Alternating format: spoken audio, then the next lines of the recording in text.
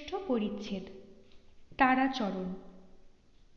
কবি কালিদাসের এক মালিনী ছিল, ফুল জোগাইত। কালিদাস দরিদ্র ব্রাহ্মণ, ফুলের দাম দিতে পারত না। তৎপরিবর্তে স্বরচিত কাব্যগুলি মালিনীকে পড়িয়া শুনাইতেন। একদিন মালিনীর পুকুরে একটি অপূর্ব পদ্ম ফুটিয়াছিল। মালিনী তাহা আনিয়া কালিদাসকে উপহার দিল। কবি তাহার পুরস্কার স্বরূপ মেঘদূত পড়িয়া শুনাইতে লাগিলেন। মেঘদূত কাব্য রসের সাগর, কিন্তু সকলেই জানেন যে তাহার প্রথম কবিতা কয়টি কিছু নীরস। মালিনীর ভালো লাগিল না, সে বিরক্ত হইয়া উঠিয়া চলিল। কবি জিজ্ঞাসা করিলেন, মালিনী সখী, চলিলে যে? মালিনী বলিল, তোমার কবিতায় রস কই? কবি, মালিনী, তুমি কখনো স্বর্গে যাইতে পারিবে না। মালিনী, কেন? কবি, স্বর্গে সিঁড়ি আছে, লক্ষ যোজন সিঁড়ি ভাঙিয়া স্বর্গে উঠিতে হয়। আমার এই মেঘদূত কাব্য স্বর্গেরও সিঁড়ি আছে। এই নীরস কবিতাগুলি সেই সিঁড়ি। তুমি এই সামান্য সিঁড়ি ভাঙিতে পারিলে না, তবে লক্ষ যোজন সিঁড়ি ভাঙিবে কি প্রকারে? মালিনী তখন ব্রহ্মশাপে স্বর্গ হারাইবার ভয়ে ভীতা হইয়া অদ্যপ্রান্ত মেঘদূত শ্রবণ করিল। শ্রবণান্তে প্রীতা হইয়া পরদিন মদন মোহিনী নামে এক বিচিত্রা মালা গাঁথিয়া আনিয়া কবির শিরে পরাইয়া গেল। আমার এই সামান্য কাব্য স্বর্গও নয়, ইহার লক্ষ যোজন সিঁড়িও নাই, রসও অল্প, সিঁড়িও ছোট। এই নীরস পরিচ্ছেদ কয়টি সেই সিঁড়ি। যদি পাঠক শ্রেণীর কেহ মালিনী চরিত্র থাকেন, তবে তাহাকে সতর্ক করিয়া দিই যে তিনি এ সিঁড়ি না ভাঙিলে সে রসমধ্যে প্রবেশ লাভ করিতে পারিবেন না। সূর্যমুখীর পিত্রালয় কোন্নগর। তাহার পিতা একজন ভদ্র কায়স্থ, কলিকাতায় কোনো হৌসে কেশিয়ারি করিতেন। সূর্যমুখী তাহার একমাত্র সন্তান। শিশুকালে শ্রীমতী নামে এক বিধবা কায়স্থ কন্যা দাসী ভাবে তাহার গৃহে থাকিয়া সূর্যমুখীকে লালন পালন করিত। শ্রীমতীর একটি শিশু সন্তান ছিল, তাহারই নাম তারাচরণ। সে সূর্যমুখীর সমবয়স্ক। সূর্যমুখী তাহার সহিত বাল্যকালে খেলা করিতেন এবং বাল্যসখিত্ব প্রযুক্ত তাহার প্রতি তাহার ভ্রাতৃবৎ স্নেহ জন্মিয়াছিল। শ্রীমতী বিশেষ রূপবতী ছিল, সুতরাং অচিরাৎ বিপদে পতিত হইল। গ্রামস্থ একজন দুশ্চরিত্র ধনী ব্যক্তির চক্ষে পড়িয়া সে সূর্যমুখীর পিতার গৃহ ত্যাগ করিয়া দিল। কোথায় গেল তাহা কেহ বিশেষ জানিতে পারিল না, কিন্তু শ্রীমতী আর ফিরিয়া আসিল না। শ্রীমতী তারাচরণকে ফেলিয়া গিয়াছিল। তারাচরণ সূর্যমুখীর পিতৃগৃহে রহিল। সূর্যমুখীর পিতা অতি দয়ালুচিত্ত ছিলেন। তিনি ওই অনাথ বালককে আত্মসন্তানবৎ প্রতিপালন করিলেন এবং তাহাকে দাসত্বাদি কোনো হীন বৃত্তিতে প্রবর্তিত না করিয়া লেখাপড়া শিক্ষায় নিযুক্ত করিলেন। তারাচরণ এক অবৈতনিক মিশনারি স্কুলে ইংরাজি শিখিতে লাগিল। পরে সূর্যমুখীর বিবাহ হইল। তাহার কয়েক বৎসর পরে তাহার পিতার পরলোক হইল। তখন তারাচরণ এক প্রকার মোটামুটি ইংরাজি শিখিয়াছিলেন, কিন্তু কোনো কর্মকার্যে সুবিধা করিয়া উঠিতে পারেন নাই। সূর্যমুখীর পিতৃ পরলোকের পর নিরাশ্রয় হইয়া তিনি সূর্যমুখীর কাছে গেলেন। সূর্যমুখী নগেন্দ্রকে প্রবৃত্তি দিয়া গ্রামে একটি স্কুলে সংস্থাপিত করাইলেন। তারাচরণ তাহাতে মাস্টার নিযুক্ত হইলেন। এক্ষণে গ্রান্ট অ্যান্ড এডের প্রভাবে গ্রামে গ্রামে তেড়ি কাটার টপ্পাবাজ নিরীহ ভালো মানুষ মাস্টার বাবুরা বিরাজ করিতেছিলেন, কিন্তু তৎকালে সচরাচর মাস্টারবাবু দেখা যাইত না। সুতরাং তারাচরণ একজন গ্রাম্য দেবতার মধ্যে হইয়া গেলেন। বিশেষত তিনি সিটিজেন অব দ্য ওয়ার্ল্ড এবং স্পেক্টেটর পড়িয়াছিলেন, এবং 3 বুক জিওমেট্রি তাহার পঠিত থাকার কথাও বাজারে রাষ্ট্র ছিল। এই সকল গুণে তিনি দেবীপুর নিবাসী জমিদার দেবেন্দ্র বাবুর ব্রহ্ম সমাজভুক্ত হইলেন এবং বাবুর পরিষদ মধ্যে গণ্য হইলেন। সমাজে তারাচরণ বিধবা বিবাহ, স্ত্রী শিক্ষা এবং পৌত্তলিক বিদ্বেষাদি সম্বন্ধে অনেক প্রবন্ধ লিখিয়া প্রতি সপ্তাহে পাঠ করিতেন এবং হে পরম কারুণিক পরমেশ্বর এই বলিয়া আরম্ভ করিয়া দীর্ঘ দীর্ঘ বক্তৃতা করিতেন। তাহার কোনোটা বা তত্ত্ববোধিনী হইতে নকল করিয়া লইতেন, কোনোটা বা স্কুলের পণ্ডিতের দ্বারা লেখাইয়া লইতেন। মুখে সর্বদা বলিতেন, তোমরা ইট পাটকেল পূজা ছাড়ো, খুড়ি জেঠাইয়ের বিবাহ দাও, মেয়েদের লেখাপড়া শেখাও, তোমাদের পিঁজরায় পুড়িয়া রাখো কেন, মেয়েদের বাহির করো।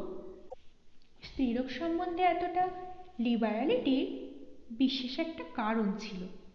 তাহার নিজের গৃহ স্ত্রীলোক শূন্য। এ পর্যন্ত তাহার বিবাহ হয় নাই। সূর্যমুখী তাহার বিবাহের জন্য অনেক যত্ন করিয়াছিলেন, কিন্তু তাহার মাতার কুলত্যাগের কথা গোবিন্দপুরে প্রচার হওয়ায় কোনো ভদ্র কায়স্থ তাহার কন্যা দিতে সম্মত হয় নাই।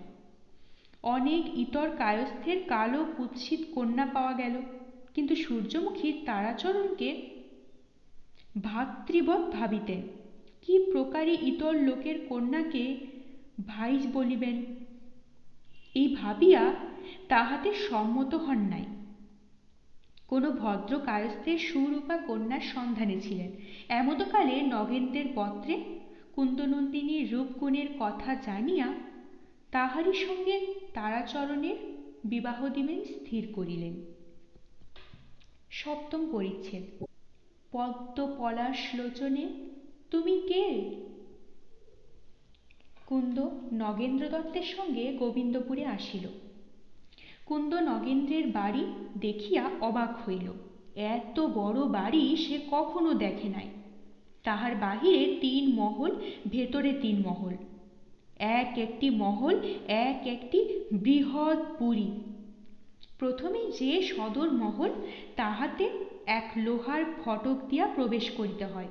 তাহার চতুষ্পার্শ্বে বিচিত্র উচ্চ লোহার রেইল।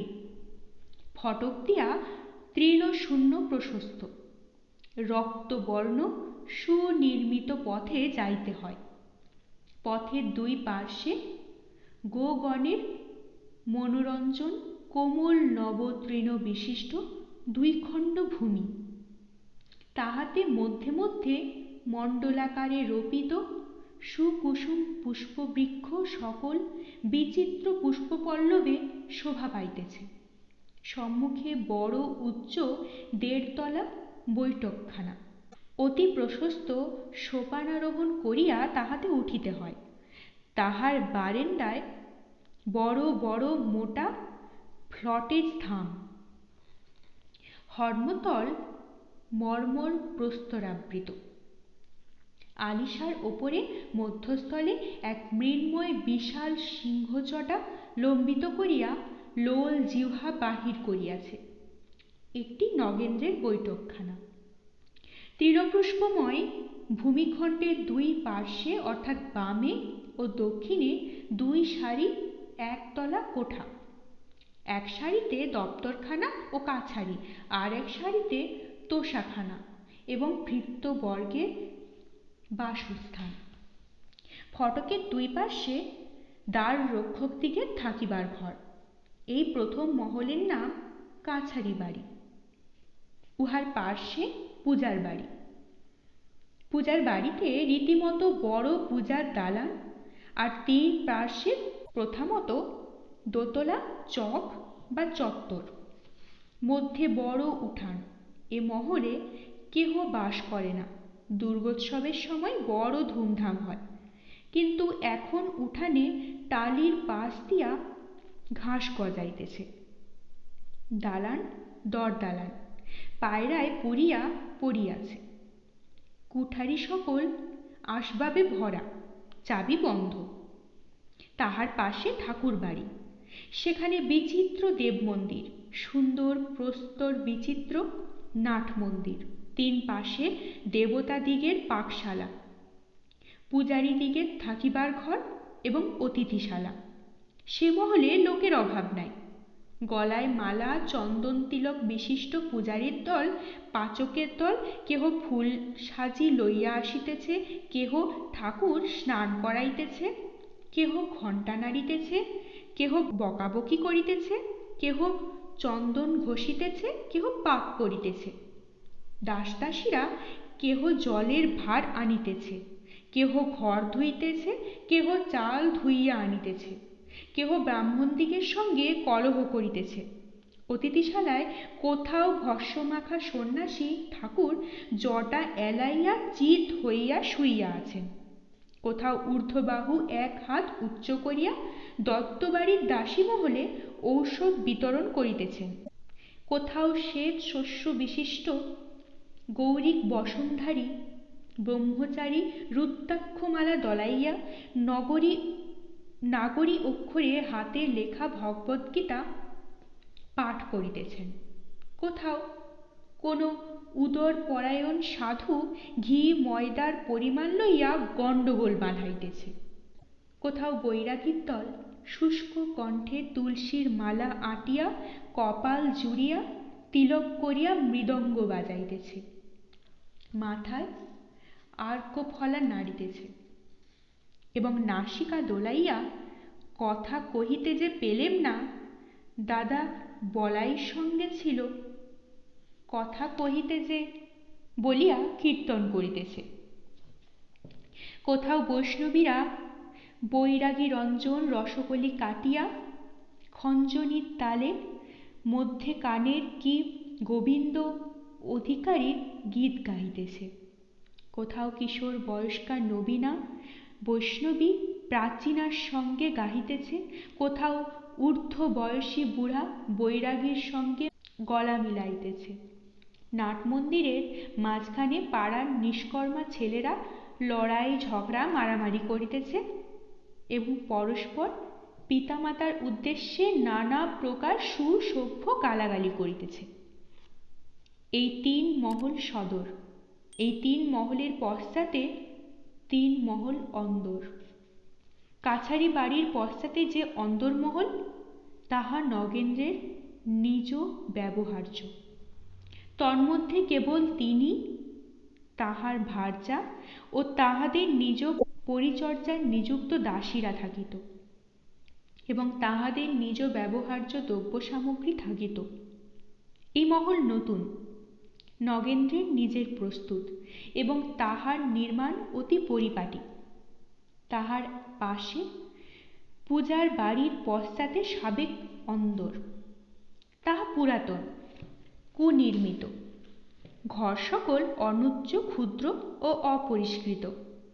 এই পুরী বহু সংখ্যক আত্মীয় কুটুম্বকন্যা, মাসি মাসিত ভগিনী, পিসি পিসিত ভগিনী, বিধবা মাসি, সধবা ভাগিনেয়, পিসিত ভাইয়ের স্ত্রী, মাসিত ভাইয়ের মেয়ে ইত্যাদি নানাবিধ কুটুম্বিতে কাক সমাকুল বটবৃক্ষের ন্যায় দিবারাত্র কল কল করিত এবং অনুক্ষণ নানা প্রকার চিৎকার, হাস্য পরিহাস, কলহ, কুতর্ক, গল্প, পরনিন্দা, বালকের হুড়াহুড়ি, বালিকার রোদন, জল আনো, কাপড় দে, ভাত রাঁধলে না, ছেলে খায় নাই, দুধ কই ইত্যাদি শব্দে সংক্ষুব্ধ সাগরবৎ শোভিত হইত।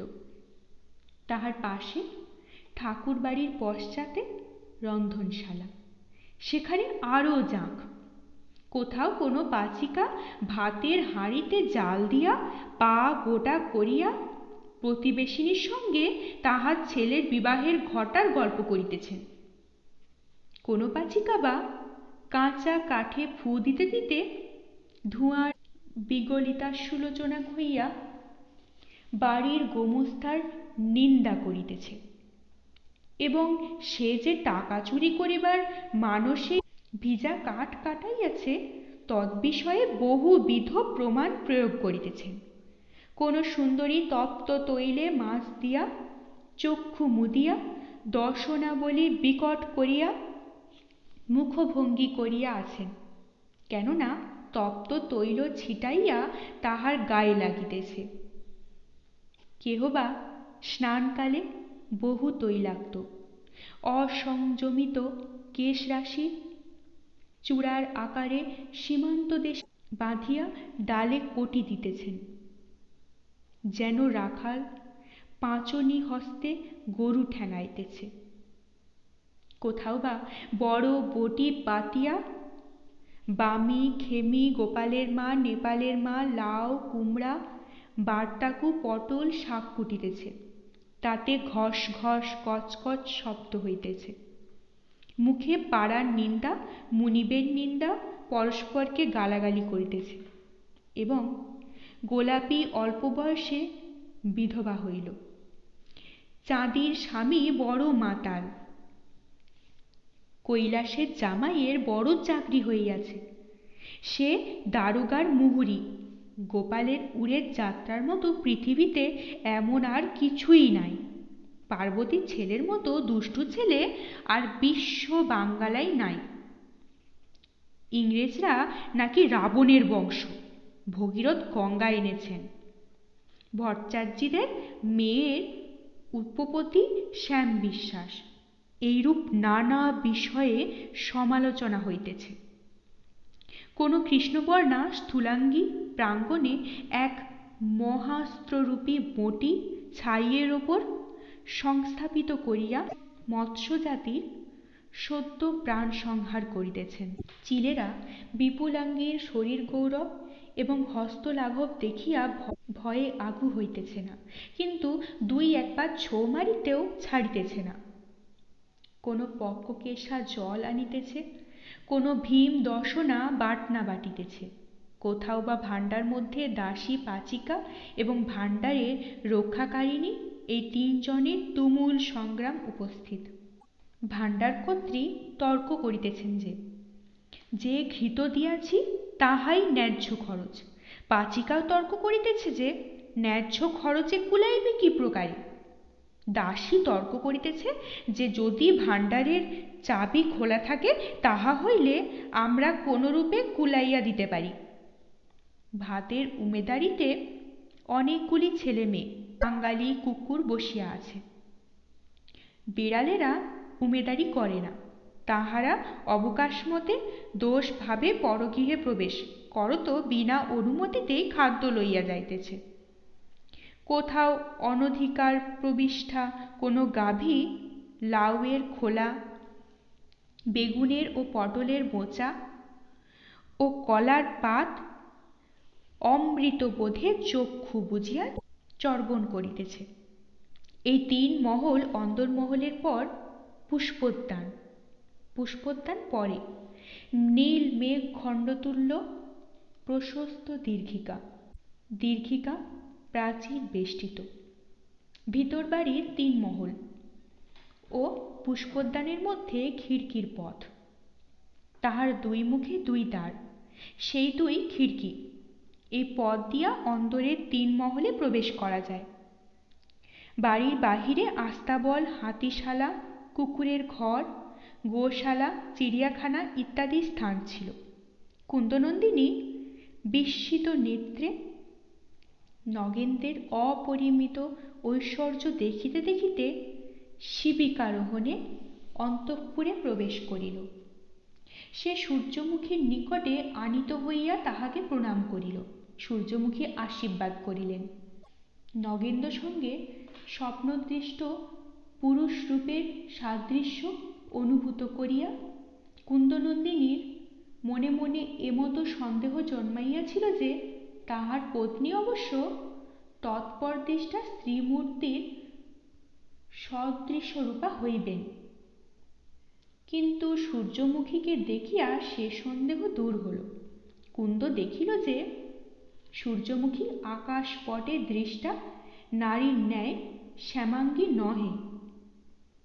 সূর্যমুখী পূর্ণ চন্দ্রতুল্য তপ্ত কাঞ্চন বর্ণা। তাহার চক্ষু সুন্দর বটে, কিন্তু কুন্দ যে প্রকৃতির চক্ষু স্বপ্নে দেখিয়াছিল এ সে চক্ষু নহে। সূর্যমুখীর চক্ষু সুদীর্ঘ, অলোকস্পর্শী, ভ্রুযুগ সমাশ্রিত, কমনীয় বঙ্কিম পল্লব রেখার মধ্যস্থ, স্থূল কৃষ্ণ তারাসনাথ মণ্ডলাংশের আকারে ঈষৎ স্ফীত, উজ্জ্বল এবং মন্দ গতি বিশিষ্ট।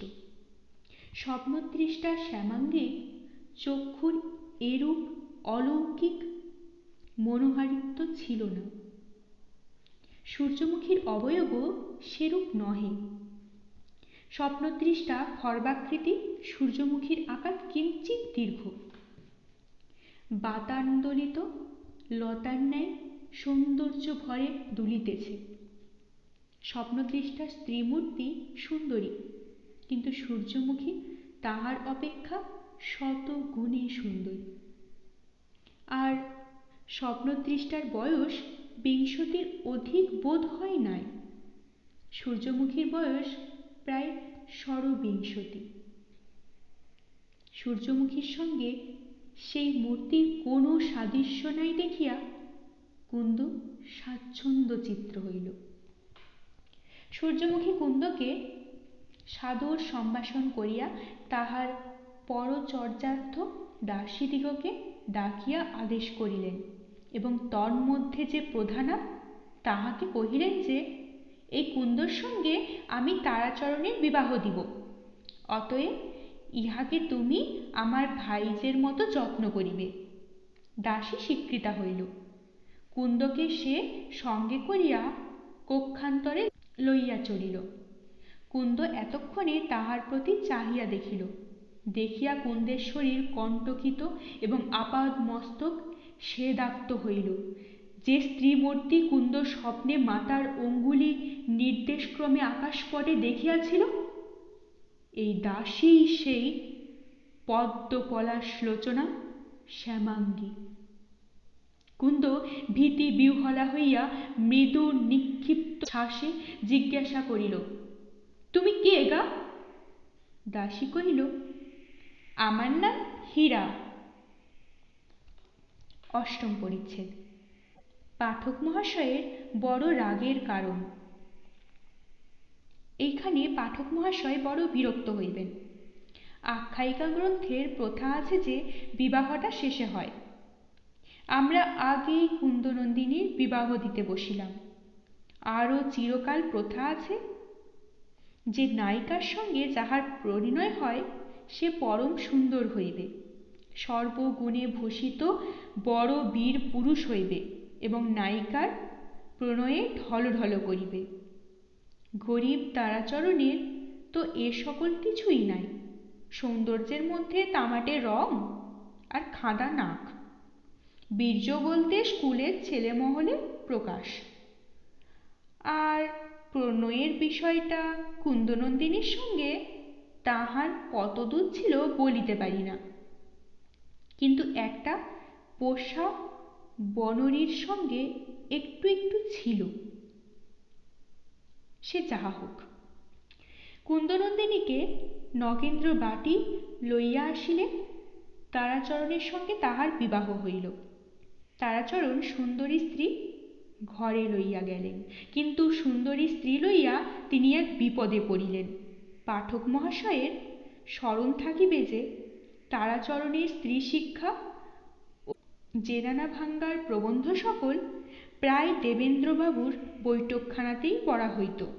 তৎসম্বন্ধে তর্ক বিতর্ককালে মাস্টার সর্বদাই দম্ভ করিয়া বলিতেন যে কখনো যদি আমার সময় হয় তবে এ বিষয়ে প্রথম রিফর্ম করা দৃষ্টান্ত দেখাইব। আমার বিবাহ হইলে আমার স্ত্রীকে সকলের সম্মুখে বাহির করিব। এখন তো বিবাহ হইল, কুন্দনন্দিনীর সৌন্দর্যের খ্যাতি ইহার মহলে প্রচারিত হইল।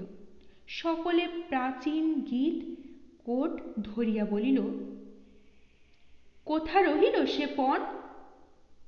দেবেন্দ্র বলিলেন, কই হে, তুমিও কি ওল্ড ফুলদের দলে? স্ত্রীর সহিত আমাদের আলাপ করিয়া দাও না কেন? তারাচরণ বড় লজ্জিত হইলেন। দেবেন্দ্রবাবুর অনুরোধ ও বাক্য যন্ত্রণা এড়াইতে পারিলেন না। দেবেন্দ্রের সঙ্গে কুন্দনন্দিনীর সাক্ষাৎ করাইতে সম্মত হইলেন, কিন্তু ভয় আছে সূর্যমুখী শুনিয়া রাগ করে। এই মতো টালমাটাল করিয়া বৎসরাবধি গেল। তাহার পর আর টালমাটালে চলে না দেখিয়া বাড়ি মেরামতের ওজর করিয়া কুন্দকে নগেন্দ্রের গৃহে পাঠাইয়া দিলেন। বাড়ি মেরামত হইল, আবার আনিতে হইল। তখন দেবেন্দ্র একদিন স্বয়ং দলবলে তারাচরণের আলয়ে উপস্থিত হইলেন এবং তারাচরণকে মিথ্যা দাম্ভিকতার জন্য ব্যঙ্গ করিতে লাগিলেন। তখন অগত্যা তারাচরণ কুন্দনন্দিনীকে সাজাইয়া আনিয়া দেবেন্দ্রের সঙ্গে আলাপ করিয়া দিলেন। কুন্দনন্দিনী দেবেন্দ্রের সঙ্গে কি আলাপ করিল?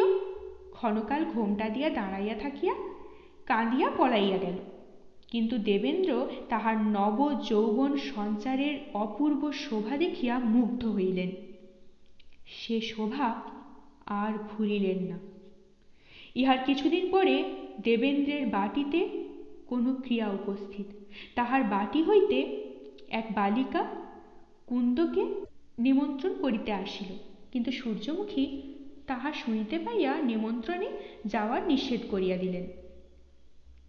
সুতরাং যাওয়া হইল না। ইহার পর আর একবার দেবেন্দ্র তারাচরণের গৃহে আসিয়া কুন্দর সঙ্গে পুনরালাপ করিয়া গেলেন। লোক মুখে সূর্যমুখী তাহাও শুনিলেন। শুনিয়া তারাচরণকে এ মতো ভৎসনা করিলেন যে সেই পর্যন্ত কুন্দনন্দিনীর সঙ্গে দেবেন্দ্রের আলাপ বন্ধ হইল। বিবাহের পর এইরূপে 3 বৎসরকাল কাটিল। তাহার পর কুন্দনন্দিনী বিধবা হইলেন। জ্বর বিকারে তারাচরণের মৃত্যু হইল। সূর্যমুখী কুন্দকে আপন বাটিতে আনিয়া রাখিলেন। তারাচরণকে যে বাড়ি করিয়া দিয়াছিলেন তাহা বেচিয়া কুন্দকে কাগজ করিয়া দিলেন। পাঠক মহাশয় বড় বিরক্ত হইলেন সত্য, কিন্তু এত দূরে আখ্যায়িকা আরম্ভ হইল, এত দূরে বৃষ বৃক্ষের বীজ বপন হইল। 9ম পরিচ্ছেদ। হরিদাসী বৈষ্ণবী। বিধবা কুন্দনন্দিনী নগেন্দ্রের গৃহে কিছুদিন কালাতিপাত করিল। একদিন মধ্যাহ্নের পর পৌরস্ত্রীরা সকলে মিলিত হইয়া পুরাতন অন্তঃপুরে বসিয়াছিল। ঈশ্বর কৃপায় তাহারা অনেকগুলি, সকলে স্ব স্ব মনোমত গ্রাম্য স্ত্রীসুলভ কার্যে ব্যাপিতা ছিল। তাহাদের মধ্যে অনদিত বাল্যা কুমারী হইতে পলিতকেশা বর্ষীয়সী পর্যন্ত সকলেই ছিল। কেহ চুল বাঁধাইতেছিল, কেহ চুল বাঁধিয়া দিতেছিল, কেহ মাথা দেখাইতেছিল, কেহ মাথা দেখিতেছিল এবং উ করিয়া উকুন বাছিতেছিল। কেহ পাকা চুল তুলাইতেছিল, কেহ ধান্য হস্তে তাহা তুলিতেছিল। কোন সুন্দরী স্বীয় বালকের জন্য বিচিত্র কাঁথা সিয়াইতেছিলেন, কেহ বালককে স্তন্যপান করাইতেছিল। কোন সুন্দরী চুলের দড়ি বিনাইতেছিলেন, কেহ ছেলে ঠ্যাঙাইতেছিলেন, ছেলে মুখ বেদান করিয়া 3 গ্রামে সপ্তসুরে রোদন করিতেছিল। কোন রূপসী কার্পেট বুনিতেছিলেন, কেহ থাবা পাতিয়া তাহা দেখিতেছিলেন। কোন চিত্রকুশলা কাহারও বিবাহের কথা মনে করিয়া পিঁড়িতে আলেপনা দিতেছিলেন। কোনো সৎ গ্রন্থ রসগ্রাহিণী বিদ্যাপতি দাশু রায়ের পাঁচালি পড়িতেছিলেন। কোনো বর্ষীয়সী পুত্রের নিন্দা করিয়া সত্রীবর্গের কর্ণ পরিতৃপ্ত করিতেছিলেন। কোনো রসিকা যুবতী অর্ধস্ফুট স্বরে স্বামীর রসিকতার বিবরণ সখীদের কানে কানে বলিয়া বিরহিণীর মনোবেদনা বাড়াইতেছিলেন। কেহ গৃহিণীর নিন্দা, কেহ কর্তার নিন্দা, কেহ প্রতিবাসী দিগের নিন্দা করিতেছিলেন। অনেকেই আত্মপ্রশংসা করিতেছিলেন। যিনি সূর্যমুখী কর্তৃক প্রাতে নিজ বুদ্ধিহীনতার জন্য মৃদু ভর্ষিতা হইতেছিলেন, তিনি আপনার বুদ্ধির অসাধারণ প্রাচুর্যের অনেক উদাহরণ প্রয়োগ করিতেছিলেন। যাহার রন্ধনে প্রায় লবণ সমান হয় না, তিনি আপনার পাক নৈপুণ্য সম্বন্ধে সুদীর্ঘ বক্তৃতা করিতেছিলেন। যাহার স্বামী গ্রামের মধ্যে গণ্ড মূর্খ, তিনি সেই স্বামীর অলৌকিক পাণ্ডিত্য কীর্তন করিয়া সঙ্গিনীকে বিস্মিতা করিতেছিলেন। যাহার পুত্রকন্যাগুলো এক একটি কৃষ্ণবর্ণ মাংসপিণ্ড, তিনি রত্নগর্ভা বলিয়া আস্ফালন করিতেছিলেন। সূর্যমুখী এ সভায় ছিলেন না। তিনি কিছু গর্বিত, এ সকল সম্প্রদায়ে বড় বসিতেন না, এবং তিনি থাকিলে অন্য সকলের আমোদের বিঘ্ন হইত। সকলেই তাহাকে ভয় করিত। তাহার নিকট মন খুলিয়া সকল কথা চলিত না। কিন্তু কুন্দনন্দিনী এক্ষণে এই সম্প্রদায়ে থাকিত, এখনও ছিল। সে একটি বালককে তাহার মাতার অনুরোধে ক খ শিখাইতেছিল। কুন্দ বলিয়া দিয়াছিল, তাহার ছাত্র অন্য বালকের করস্থ সন্দেশের প্রতি হাঁ করিয়া চাহিতেছিল, সুতরাং তাহার বিশেষ বিদ্যালাভ হইতেছিল। এমতো সময়ে সেই নারী সভামণ্ডলে জয় রাধে বলিয়া এক বৈষ্ণবী আসিয়া দাঁড়াইল। নগেন্দ্রের ঠাকুর বাড়িতে নিত্য অতিথি সেবা হইত, এবং তদ্ব্যতীত সেইখানে প্রতি রবিবারে তণ্ডুলাদি বিতরণ হইত। ইহা ভিন্ন ভিক্ষার্থ বৈষ্ণবী কি কেহ অন্তঃপুরে আসিতে পারিত না। এই জন্য অন্তঃপুর মধ্যে জয় রাধে শুনিয়া একজন পুরবাসিনী বলিতেছিল, কে রে মাগি বাড়ির ভেতর, ঠাকুর বাড়ি যা। কিন্তু এই কথা বলিতে বলিতে সে মুখ ফিরাইয়া বৈষ্ণবীকে দেখিয়া কথা আর সমাপ্ত করিল না। তৎপরিবর্তে বলিল, ও মা, এ আবার কোন বৈষ্ণবী গো? সকলেই বিস্মিত হইয়া দেখিল যে বৈষ্ণবী যুবতী। তাহার শরীরে আর রূপ ধরে না। সেই বহু সুন্দরী শোভিত রমণী মণ্ডলেও কুন্দনন্দিনী ব্যতীত তাহা হইতে সমধিক রূপবতী কেহই নহে। তাহার স্ফুরিত বিম্বাধর, সুগঠিত নাসা, বিস্ফারিত ফুল্লেন্দিবর্তুল্য চক্ষু, চিত্ররেখাবৎ ভ্রুযুগ, নিটোল ললাট, বাহুযুগলের মৃণালবৎ গঠন এবং চম্পকদামবৎ বর্ণ। রমণীকুল দুর্লভ, কিন্তু সেখানে যদি কেহ সৌন্দর্যের সদ্বিচারক থাকিত, তবে সে বলিত যে বৈষ্ণবীর গঠনে কিছু লালিত্যের অভাব। চলন ফেরন এ সকল পৌরুষ। বৈষ্ণবীর নাকে রসকলি, মাথায় টেরি কাটা, পরনে কালা পেড়ে সিমলার ধুতি, হাতে একটি খঞ্জনি, হাতে পিত্তলের বালা, এবং তাহার উপরে জল তরঙ্গ চুড়ি। স্ত্রীলোকদিগের মধ্যে একজন বয়োজ্যেষ্ঠা কহিল, হ্যাঁ গা, তুমি কে গা? বৈষ্ণবী কহিল, আমার নাম হরিদাসী বৈষ্ণবী। মা ঠাকুরানীরা গান শুনিবে?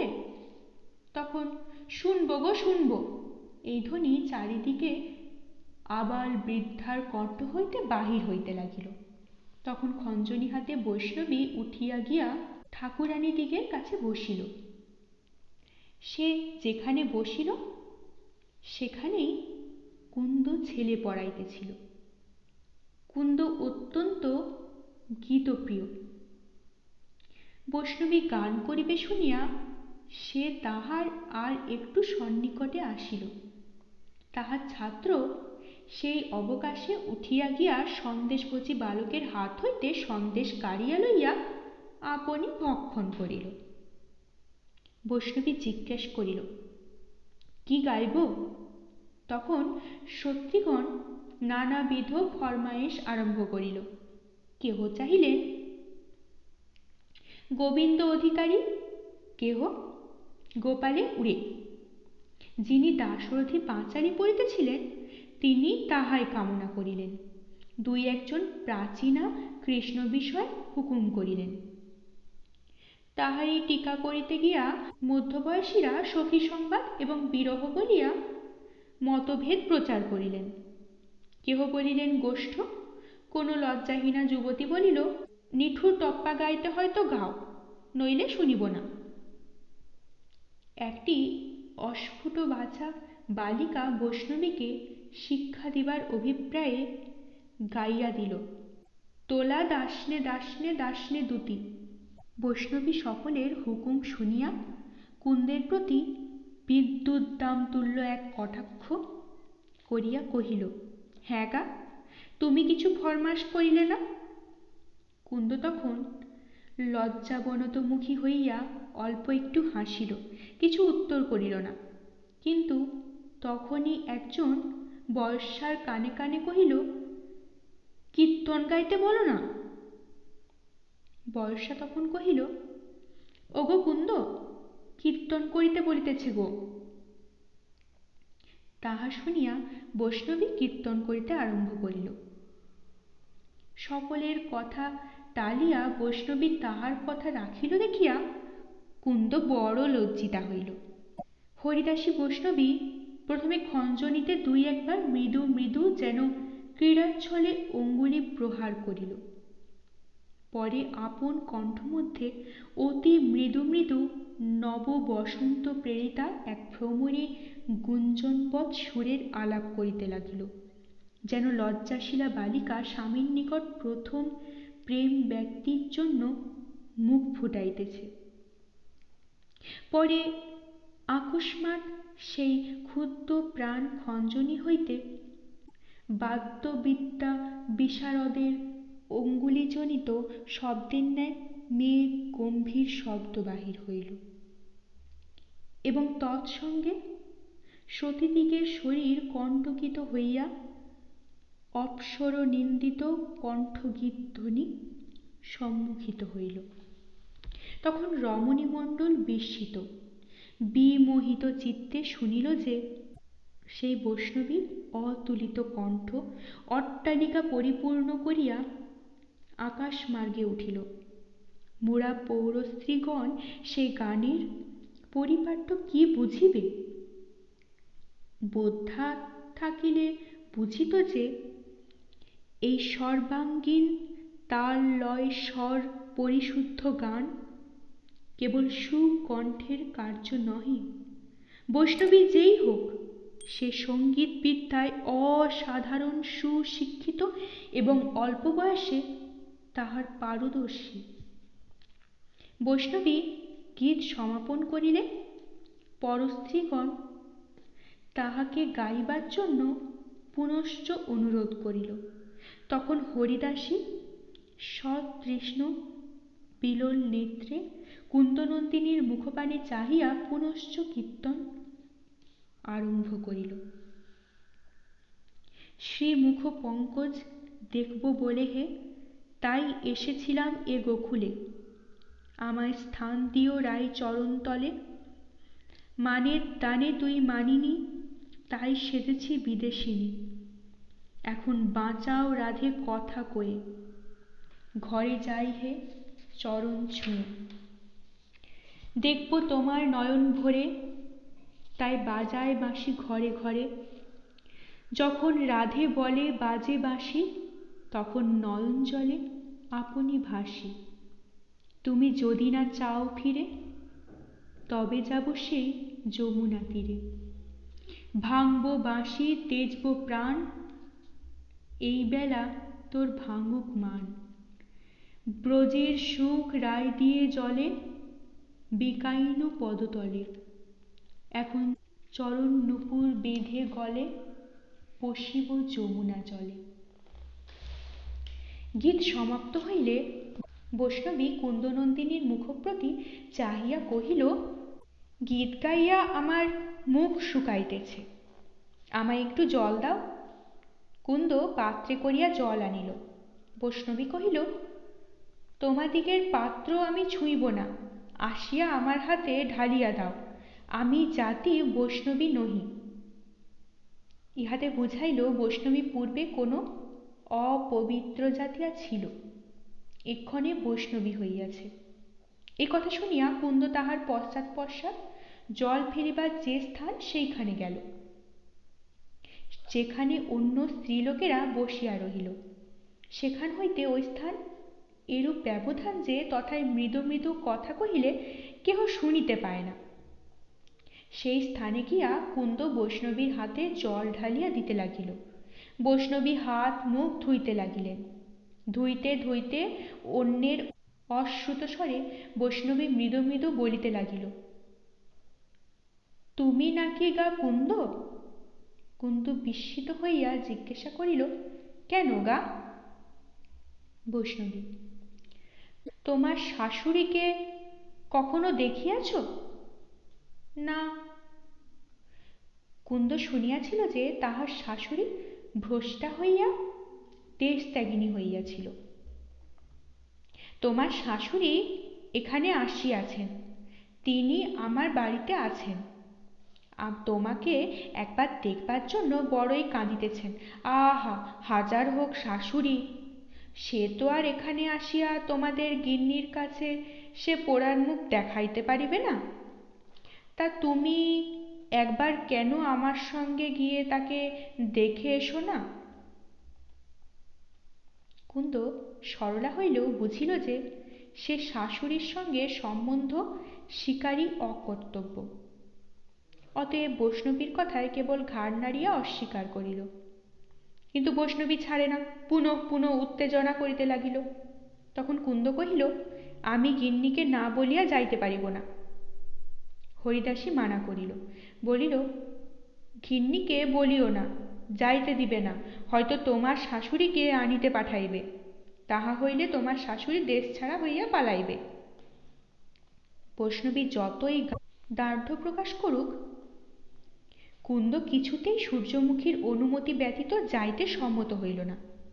তখন অগত্যা হরিদাসী বলিল, আচ্ছা, তবে তুমি গিন্নিকে ভালো করিয়া বলিয়া রাখো, আমি আর একদিন আসিয়া লইয়া যাইব, কিন্তু দেখো ভালো করিয়া বলো, আর একটু কাঁদা টাঁদা করিও, নাইলে হইবে কেন? কুন্দ ইহাতে স্বীকৃত হইল না, কিন্তু বৈষ্ণবীকে হাঁ কি না কিছু বলিল না। তখন হরিদাসী হস্ত মুখ প্রক্ষালন সমাপ্ত করিয়া অন্য সকলের কাছে ফিরিয়া আসিয়া পুরস্কার চাহিল। এমতো সময়ে সেইখানে সূর্যমুখী আসিয়া উপস্থিত হইলেন। তখন বাজে কথা একেবারে বন্ধ হইল। অল্প বয়স্কারা সকলেই একটা একটা কাজ লইয়া বসিল। সূর্যমুখী হরিদাসীকে আপাদ মস্তক নিরীক্ষণ করিয়া কহিলেন, তুমি কে গা? তখন নগেন্দ্রের এক মামি কহিলেন, ও একজন বৈষ্ণবী, গান করিতে এসেছে। গান যে সুন্দর গায়, এমন গান কখনো শুনি নে মা, তুমি একটি শুনিবে? গা তো গা হরিদাসী, একটি ঠাকুরুন বিষয় গা।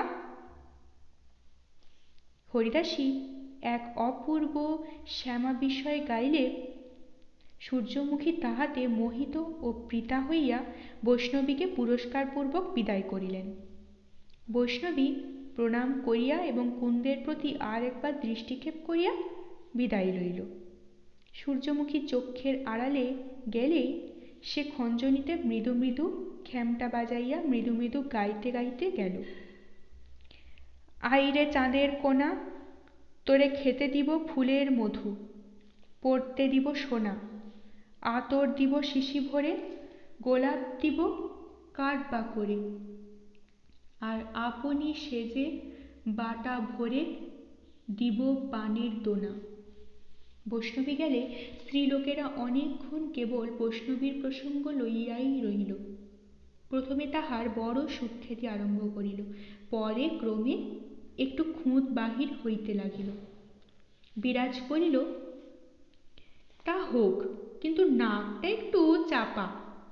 তখন বামা বলিল, রঙ্গটা বাপু বড় ফ্যাকাশে। তখন চন্দ্রমুখী বলিল, চুলগুলো যেন সনের দড়ি। তখন চাঁপা বলিল, কপালটা একটু উঁচু। কমলা বলিল, ঠোঁট দুখানা পুরু। হারানি বলিল, গড়নটা বড় কাঠ কাঠ। প্রমোদা বলিল, মাগির বুকের কাজটা যেন যাত্রার সখীদের মতো, দেখে ঘৃণা করে। এইরূপে সুন্দরী বৈষ্ণবী শীঘ্রই অদ্বিতীয় কুৎসিত বলিয়া প্রতিপন্ন হইল। তখন ললিতা বলিল, তা দেখিতে যেমন হোক, মাগি গায়ে ভালো, তাহাতেও নিস্তার নাই। চন্দ্রমুখী বলিল, তাই বা কি, মাগির গলাটা মোটা। মুক্তকেশী বলিল, ঠিক বলেছে, মাগি যেন ষাঁড়ে ডাকে। অনঙ্গ বলিল, মাগি গান জানে না, একটা দাশুরায়ের গান গাইতে পারিল না। কনক বলিল, মাগির তালবোধও নাই। ক্রমে প্রতিপন্ন হইল যে হরিদাসী বৈষ্ণবী কেবল যে জাতপরণার কুৎসিতা এমতো নহে, তাহার গানও জাতপরণাই মন্দ। ভালো লাগলে অবশ্যই লাইক করবেন, শেয়ার করবেন। পরবর্তী পর্বে চোখ রাখতে চ্যানেলটিকে অবশ্যই সাবস্ক্রাইব করবেন। প্রতিটি পর্ব মিস না করার জন্য বেল আইকনটি প্রেস করবেন। আপনাদের অভিমত কমেন্ট বক্সে অবশ্যই জানাবেন। অনেক ধন্যবাদ। নমস্কার।